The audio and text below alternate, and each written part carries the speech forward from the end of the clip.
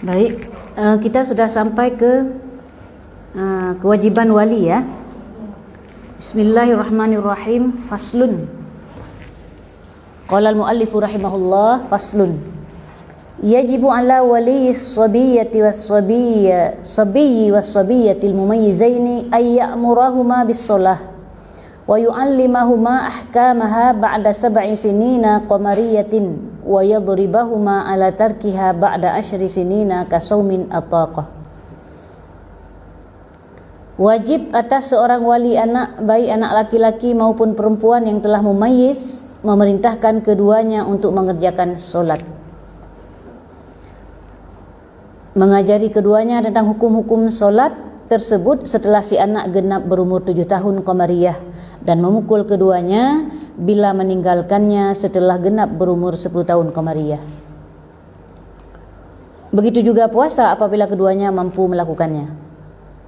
Jadi orang tua wajib, wali itu wajibnya wajib kifayah.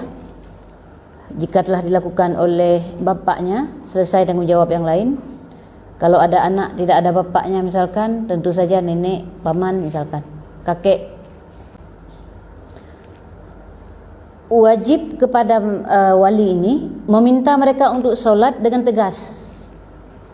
Jadi bahasa tegas itu memberi pemahaman ke anak ini serius.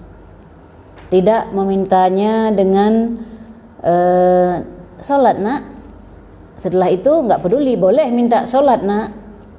Kalau udah biasa dia melakukan solat nak, oke.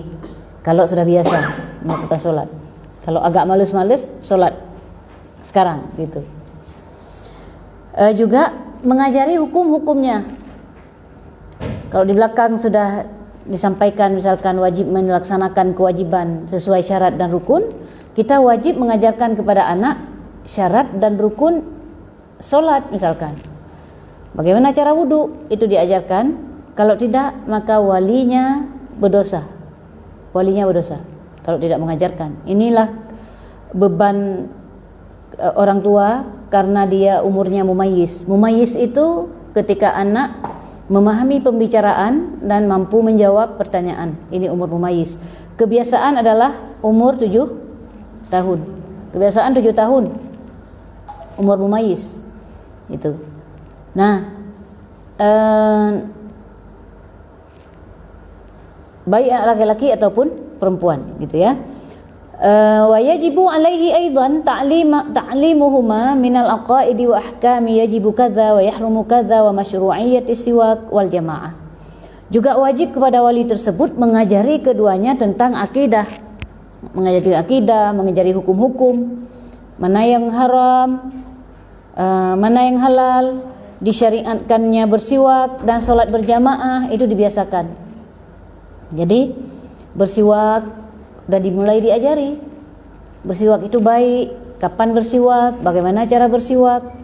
Kita budayakan sunnah dalam Islam. Siwak, sholat jamaah, misalkan dibiasakan di rumah.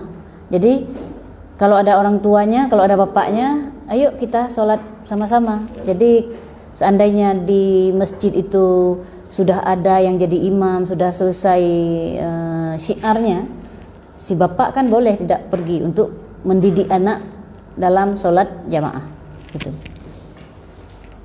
Jadi itu kewajiban pada orang tua.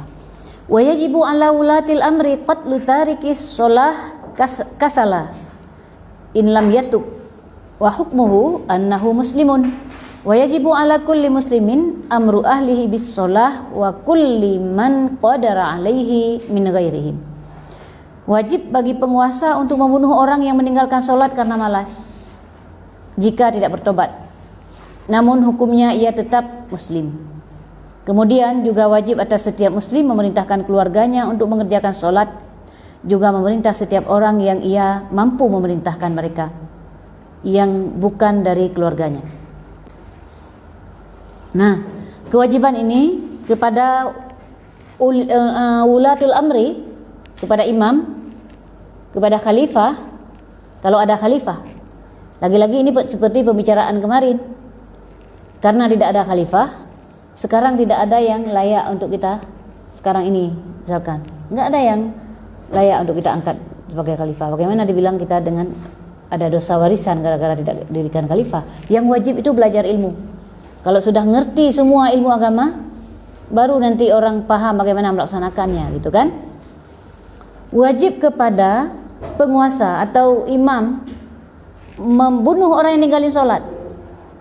Dibunuh yang ninggalin sholat karena malas, orang ini hukumnya dia masih muslim. Karena kenapa?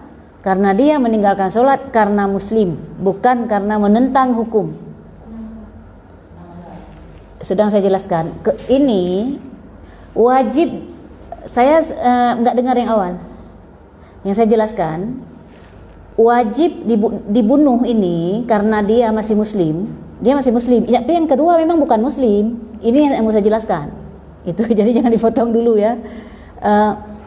Yang kedua ini kalau mengingkari dia bukan muslim. Itu.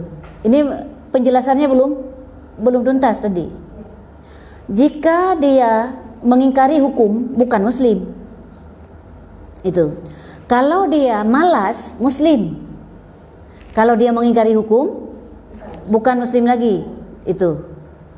Tolong jangan dipotong, saya itu agak kurang konsen kalau di cut di tengah gitu kan. Tapi takutnya malah salah tersampaikan nanti. Kecuali salah kata yang sabak lisan, nanti baru diingatkan ya. Jadi kepada penguasa itu wajib kepada penguasa membunuh yang meninggalkan sholat karena malas, dia masih muslim tapi karena malas. Yang kafir karena dia menentang hukum. Setelah tidak melakukan, dia menentang hukum. Itu. Nah, di sini dia beda perlakuan tentunya. Sebagaimana di belakang, orang murtad jika mati, dia harus dikuburkan di perkuburan luar perkuburan, bukan di dalam perkuburan muslim, dan berlaku hukum murtad atas dia. Itu.